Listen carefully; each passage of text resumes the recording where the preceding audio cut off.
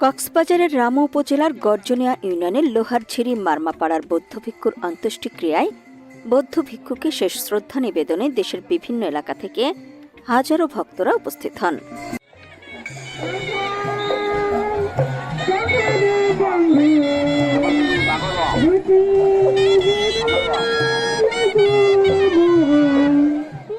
নানা ধর্মীয় আচার অনুষ্ঠান শেষে আতশবাজি, ফায়ারিং শুটের মাধ্যমে বৌদ্ধ ভিক্ষুর অন্ত্যেষ্টিক্রিয়া সম্পন্ন হয়। বিহার পরিচালনা কমিটি ও অন্ত্যেষ্টিক্রিয়া অনুষ্ঠানের সভাপতি উচিং থয় মারমা জানান, ২৬ জানুয়ারি বিহার অধ্যক্ষ বৌদ্ধ ভিক্ষু ভদন্ত শ্রীমদ উ তিসা ওয়া ইন্না মহাথেরা বিহারে অবস্থানকালে শেষ নিঃশ্বাস ত্যাগ করেন।